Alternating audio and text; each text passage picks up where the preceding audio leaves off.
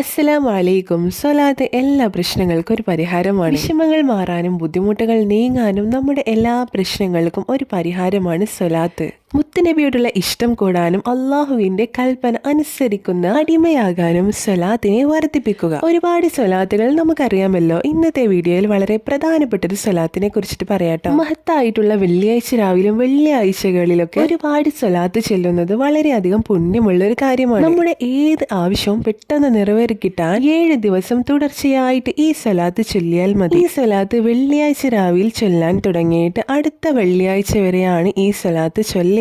ഇങ്ങനെ ചൊല്ലിയാൽ നമ്മുടെ എത്ര വലിയ ആവശ്യമായിക്കോട്ടെ ആ ആവശ്യങ്ങളൊക്കെ പെട്ടെന്ന് തന്നെ അള്ളാഹു സാധിപ്പിച്ചു തരുന്നതാണ്. വെള്ളിയാഴ്ച രാവിലെ നാം ചൊല്ലേണ്ട സ്വലാത്ത് ഏതാണെന്ന് പറയാം. അസ്സലാത്തു വസ്സലാമു അലൈക യാ സയ്യിദി യാ റസൂലുള്ളാഹി ഖുദ് ബിയദി ഖല്ലത ഹീലതി അദ്രിഗനി.